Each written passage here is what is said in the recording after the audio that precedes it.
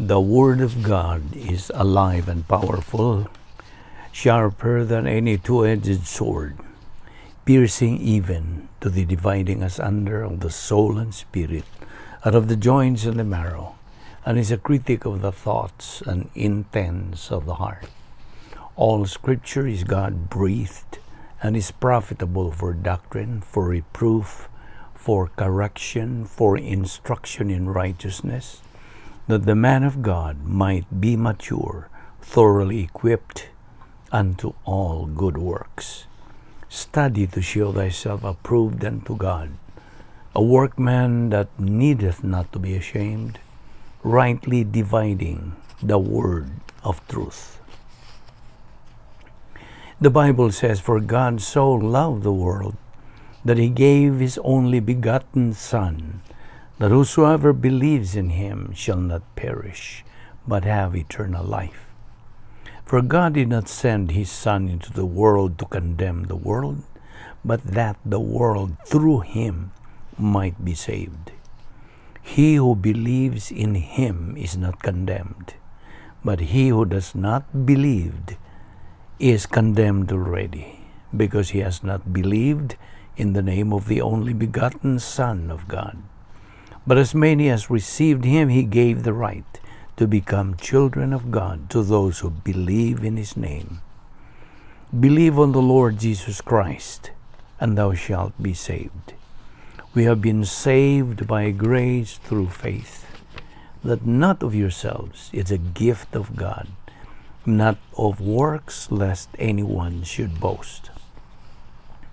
He who hears my word and believes in him who sent me has everlasting life, and shall not come into judgment, but has passed from death to life. Therefore, if anyone is in Christ, he is a new creation. The old has gone, the new has come.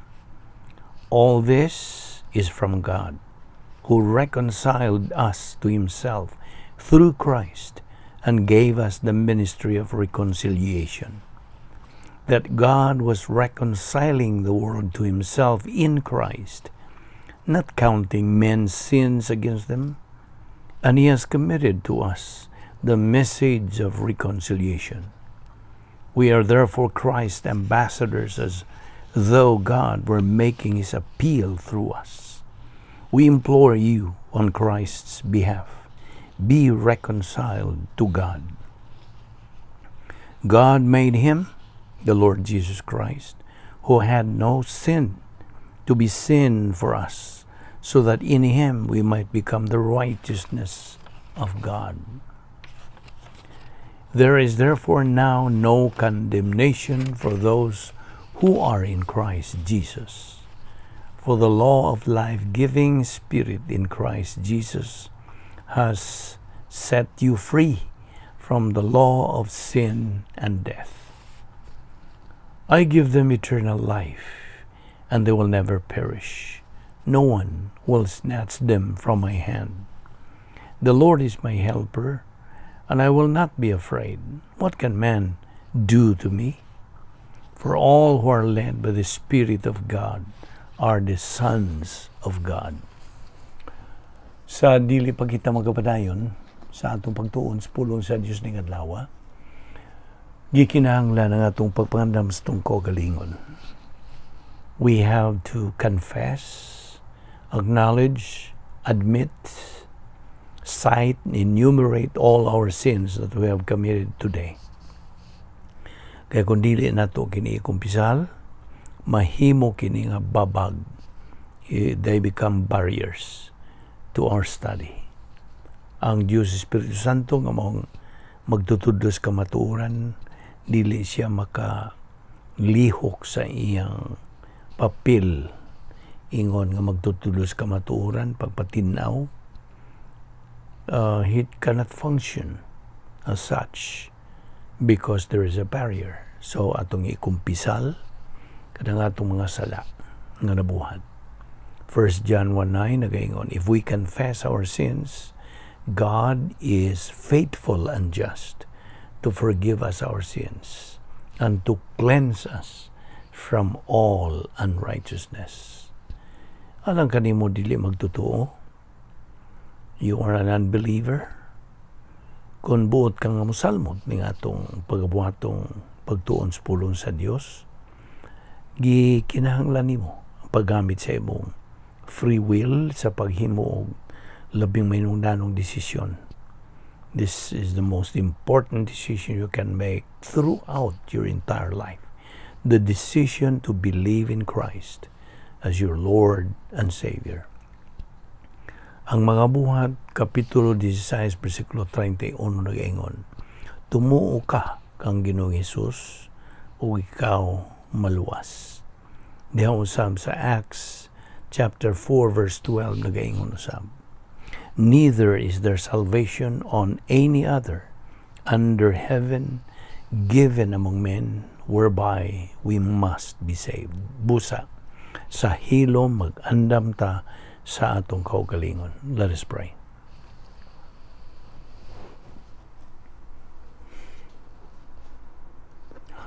Balaan na mo nga Diyos, nagapasalamat kami kanimo ni ining layno sa mga higayon nga imong giandam ka na mo Diyos ang among pagpadayon sa pagtuon sa imong balaang pulong. Ngayong adlaw, salamat o Diyos. Ngayon mo kami gidala dinhi sa makausap pa. Buhi kami sa among lawas. Imo pa kaming gilugwayan sa among kinabuhi. Tungod kay ikaw na pa may plano sa tagsa-tagsa namo. Salamat o Diyos. Niining imong grasya nga nagalihok sa among kinabuhi. O kining tanan o Diyos, gumikan lamang sa imong kaluoy, sa imong gugma, sa imong kortesiya, o sa imong grasya. We do not deserve it, we do not earn it, we do not work for it. All because of grace. Salamat. Bani kami ni nga mo pagtuon sa pulong sa Diyos, pinagi sa YouTube, ubos sa Vic Malbino Evangelistic Ministry. Ing tanan namong ipasalamatan sa ngalan ni Kristo Jesus. Amen. Well, mayong adlaw sa tanan. Kumusta? Atong mga suki. Ino na lang natong mga suki kay na anda naman ninyo sa pagsunod. Nagasubay naman kayo, kamo sa masipyat mantag tinagalugin. Okay, so aniya naman sa kita atong ipadayon. Ang atong hilisgutan. Our main topic, pagkakaroon, taon-taon naman, mao ang doktrina sa grasya. Grace. O sabi ni saya, grasya. To define kanisi in English, grace is all that God is free to do for man on the basis of what Christ has done at the cross. Karon magpadayon ta sa atong gibiyaan kahapon. Excuse me. Okay. Ang Roma, Kapitulo 12, versikulo 2. Palihog ambre sa imong Biblia. Romans chapter 12, verse 2.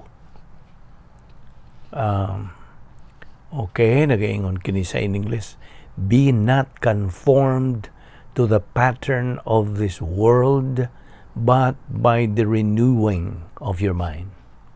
Now, as the believer persists sa iyang ingnon ta spiritual momentum, eventually he will learn nining totoo ka mga kabubuton sa Dios. Ato naman nigi take up kagahapon.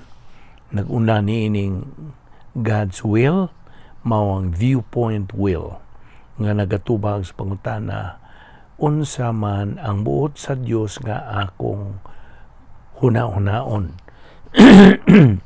What does God want me to think? Ikaduha, operational will of God, kini nagatubag sa pangutana unsa may buot sa Dios nga akong buhaton. What does God want me to do? ug ang ikatulo, geographical will of God. Okay? Kini nagatubag usab sa pangutana, where does God want me to be? Asa may buot sa Dios nga akong pag-adtuan. Okay? Now, mental attitude, kini atong giduputan pag tuki niini. Ang mental attitude sa usa ka magtotoo, maugmad lamang kini spiritually sa diha nga siya magapadayon sa iyang pagtubo spiritual, pagtuon sa pulong sa Dios. Pagtuon lamang sa pulong sa Dios mao ang paagi nga kita makatubo sa atong kalag. Way lain. Wa na lain nga paagi. Kaya ang paagi sa Dios mo ni gitawag nato protocol. Mo ni iyang pamaagi nga dili na mausab. It's actually a rule that had been established long before. Ug di na gyud ka na mausab. Besides, one of God's attributes is that He is unchangeable. Dili na siya usab. He is immutable sa laing pagkasulti. So, the mental attitude of a believer then is spiritually developed, especially when he knows how to be in the right place at the right time with the right attitude. Mao na nga itong gihantagan ni Memory Aid nga Operation PTA. He is at the right place at the right time with the right attitude. Kinahanglan na siya sa tukmang dapit, nga dunay anaa sa tukma usab nga higayon o uban sa tukma nga pagtagad. Mao man tingali Bisaya ning attitude, no? Pagtagad. So, ayon na nakalinti, the believer should know how to be in the right place at the right time with the right attitude. Ang but pasabot nini kung nato yung dig deeper mahitungod nini nga ang magtotoo kung maghisgot ang right place, kinahanglan na siya sa higayon nga magatuon siya sa pulong sa Diyos sama nini nga itong ibuhat karon. You see? Na nakakamo sa naglalayang mga dapit all over the world.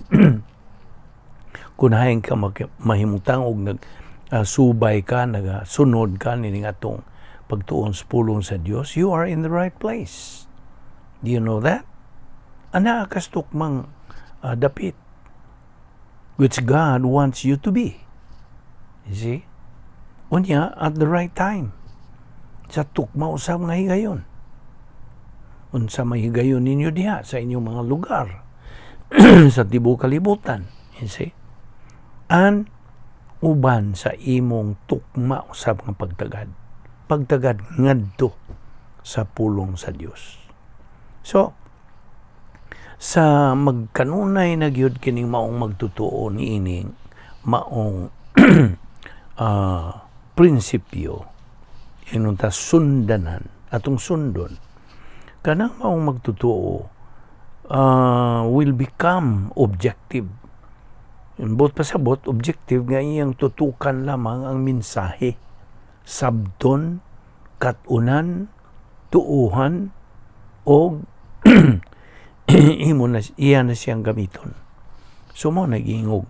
The believer becomes objective. He looks at the message. Dili na ngadto sa kanang nagahisgot o nagadala niya ng maong mensahe. No longer subjective. Ano naging sa in English? Subjective. Meaning, looking at the messenger mo ni subjective. Apan ang objective, looking at the message. Kasabot ka? So, kanang maong magtutuo gradually becomes unsa? Mapaubsanon. He becomes humble gradually. Kay nagabarog naman siya sa prinsipyo sa doktrina nga nagaingon ang kanang padulngan ngadto sa itaas mao ang dito sa ubos. Mao na paghuban na ko sa Binisaya nining mga prinsipyo sa in English, the way up is the way down. O samtang nagabarog siya nini, he becomes strong in his stand. Ligo na siya kay nagabarog usab siya sa sunod nga prinsipyo nga nagaingon, God promotes the humble but demotes the proud. Ang Dios mo uswag sa usa ka magtutuo nga mapaubsanon, apan mo pa us-us sa usa ka magtutuo nga mapahitason. Okay? So, but as a believer, God mandates you, I'm talking to you as a believer, God mandates you to trust in Him. Trust in the Lord with all your heart and lean not on your own understanding. In all thy ways acknowledge Him, and He shall direct thy paths. As Proverbio 3, 5 sa 6. So, remember always, yan sa laing butang nga, kinahanglan nga, masilsil na gyud sa atong lipatakan, sa atong kalag. We should always remember that God has 7,000 promises sa matag magtotoo. God has 7,000 promises for every believer. Mao nang pangutan-on ta ka, how many promises of God have you ever learned so far? Pila naman ang imong nakatunan. Kaya ang matag magtotoo should master kining maong prinsipyo nga nagaingon nga, the rate of learning should exceed the rate of forgetting. Kung imo nang hubarong sa Binisaya, ang kapaspason sa pagkat-on kinahanglang mulabaw pa sa kapaspason sa pagkalimot. Sakto ba ng Binisaya? Well, Colossians 3:10 again. Unsay gingon? And have put on the new man, which is renewed in knowledge after the image of Him that created him. Angayan ta nga magasulob na sa pagkabag-ong kinaiya. Why? Nganuman? Bago na tang binuhat. But it's always a matter of choice gihapon. Kapilian gihapon kini. O pili ka ba nini o di? Now, naibaw naman ka nga, kung pangutanon ka, how does one be saved? How does a person be saved? Ikaw nga may doktrina na nakasabot naman kanini, nakaklaro naman yun. Tubag, a matter of choice. How does a believer become spiritual and then become spiritually mature? Also, a matter of choice. In other words, ang issue din himaw ang kabubuton, volition. See? Excuse me. Now, metabolizing Bible doctrine is a process. Kay sa ato nang giisgutan as i-review gihapon kini sa atong pagtuon sa pulong sa Dios na nagitawag nato nga in the first place ang atong pagtuon sa pulong sa Dios makatunan nato gnosis doctrine. O kining gnosis doctrine,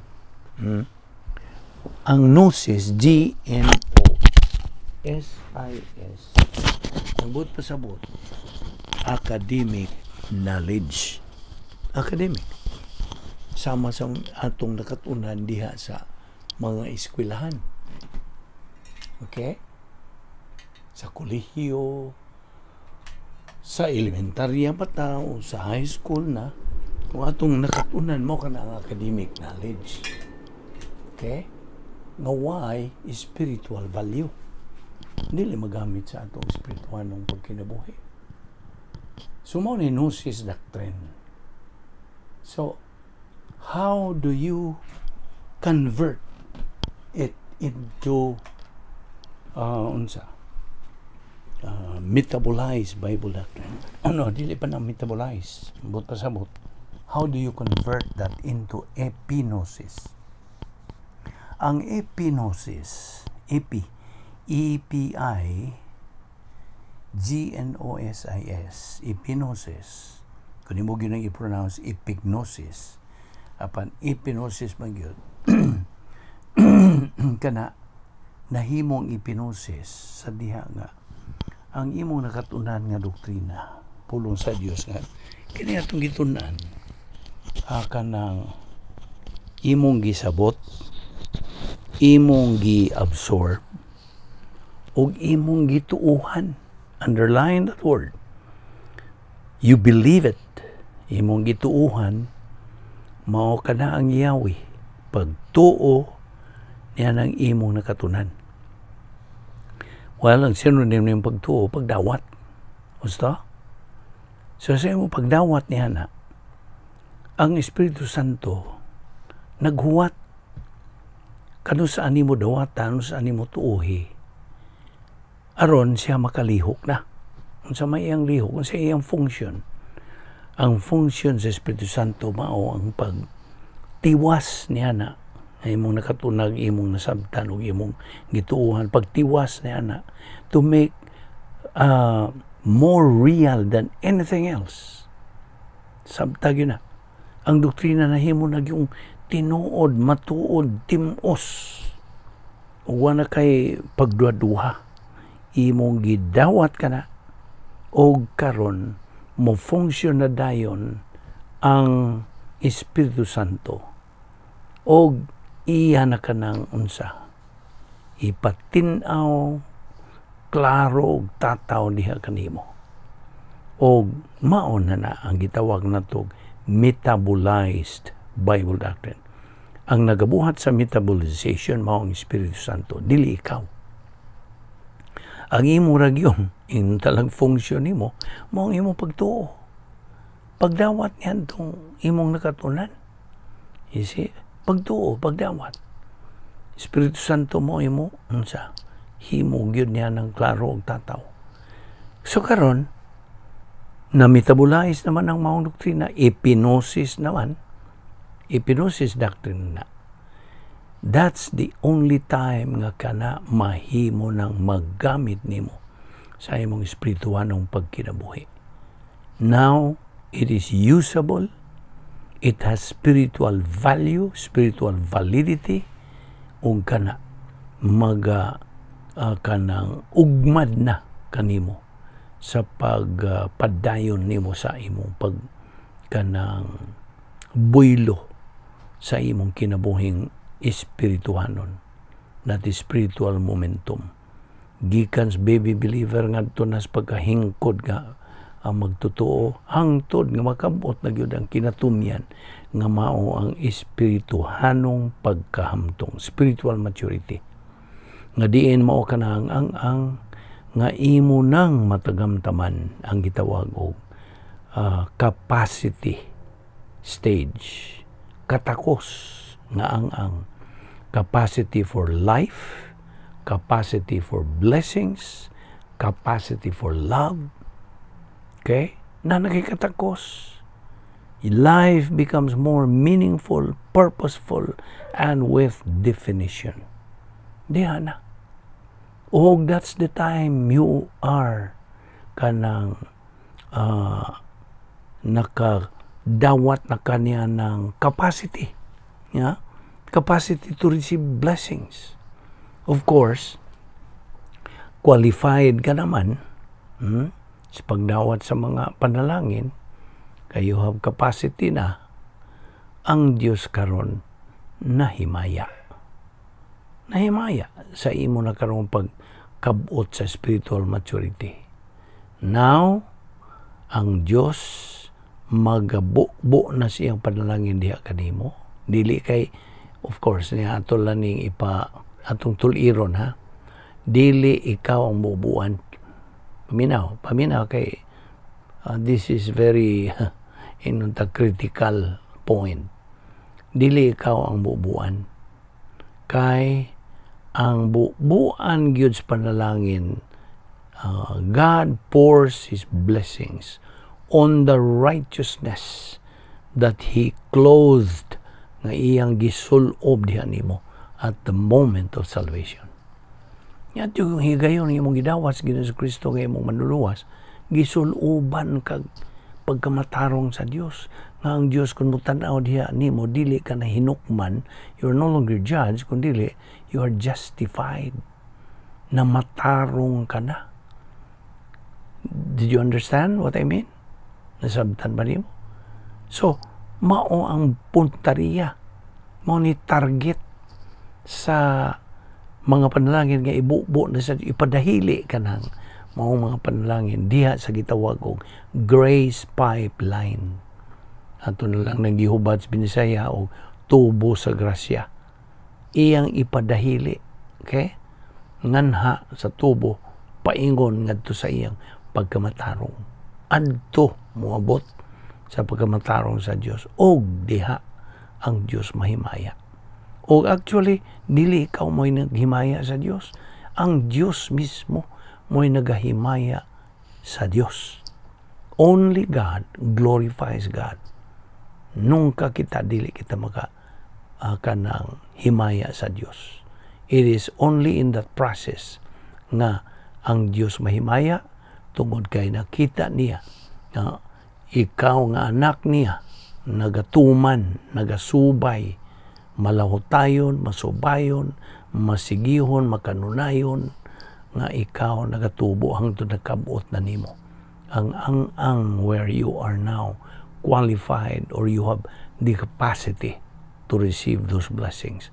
Of course, ikaw nakapahimos niya ng mga panalangin sa nga gibubo sa Dios, of course. Apan kanang maong process pagiha diha mahimaya sa Dios ang Dios. Kasabot ka? Ato lang ni hinihinayan gyud hangtod mo tuhop na gyud diha sa imong panumduman sa imong kalag. So mao kana ang process. Dili ingon oy. Dili ingon nga musigil kag ingon. Praise the Lord unsa pa. Kanang the Lord be praised, all of those. Dili. Ang praise the Lord, ang paghimaya niya, mao kining mong process. Ug naa na gipatinaw sa prinsipyo sa pulong sa Dios. Na kung di na magtuon sa pulong sa Dios, saan man ito pagkatuon ini? Nakita nimo? Unsa diya ka manung danon? Ako kanang giingnan nga, the greatest knowledge in the entire world, the whole universe, is unsa? Knowledge of Bible doctrine, knowledge of the Word of God. Kaya kung kanang kat-on ka na sa kaalam sa Diyos, una sa Diyos, then, mo na igiingon nga, makita na yun nimo, unsa yun, kaklaro yun, katinaw yun, katataw yun, sa pagkahingpit sa Diyos, sa iyang kinaiya. Nasabtan ba nimo to? So mo ka na nga, the Christian way of life is a supernatural way of life. And as such, it requires a supernatural way of execution. Na kini nga itong ibuhat, matawag ni sa kalibutan nga kanang exceptional. You see? Supernatural. Okay? Naghan man yun sa gawas mo yung grabe hapon mo, no? Bible study kada adlaw. Saan naman yung hisgutan niya? Di ba na hurot naman ng wara ba? Why pagkahurot ang pagtuon sa pulo sa Dios? Why pagkahurot? Abutan na lang ta sa giingon og rapture of the church. Pagsakgaw sa simbahan. O kamong mga bag-o, o pa mo makasabot kayo nini. As we go along, may bawaan na nimo. All your questions will be answered as you go along sa imo nang pagpadayon sa kanang spiritual momentum nimo. Mao nang this is a challenge to you who are new, even those who have been with us for quite some time. Mga sobra naman ta sa 2 ka tuig dining atong Vic Balbido Evangelistic Ministry sa YouTube. So kini grasya, pahimusli kini. Kay aniya kita niining panahon, an age of equal privileges and equal opportunities. Naranan nimo mo pahimus ka ba og di? You have your free will. You see? It is a matter of choice. Wa may pugsanay, kay di man mumugos ang Dios. Ito lang din himo ang pagpasabot, pagpatinaw nimo unsa ka mayong danon sa pagtuon sa pulong sa Dios. You see? Natingali doon yung mga bago diha mo yung makadungong sila nini atong gipangisgutan nga labi na maggamit natang mga terminology nga para nila mayon na sila mana didto wa diri ang ilang gipanggamit. Well, atong gigamitan ng mga terminology aron gyud maklaro. O man ta maghimo-himo, magama-gama, magtumo-tumo, kay di man ta kahimo niya na. Subay man gyud ta nagsunod man lang ta sa plano sa Dios. Unsa man nato pagkaila lagi siyang plano kung wa tay gana, wa tay panahon, wa tay kainit, wa tay gugmas pagtuon sa pulong sa Dios. You see? Now, this is a challenge nato nga mga magtotoo. Challenge kini. Kung buot kita nga magakinabuhi, subay sa plano sa Dios, o kita magkinabuhi gyud nga hayahay, haruhay, hapsay, unsa, punos kalinaw, puno sa kalipay. Mao ni ang open secret sa Dios. Ngayon gitudlo ka nato. Again, it is a matter of choice. Dinila muna kita kuto, bato ipadayon ni ugma. Magampo ta. Amahan na mga Diyos, nagapasalamat kami kanimo. Dining higayon, nga mong gihatag ka namo. Pagtuon sa mong pulong. Nga mong Bible study through the YouTube. Ubo sa Vic Balbido Evangelistic Ministry. Salamat nining grasya o Diyos sa ngalan ni Ginoong Hesukristo. Amen.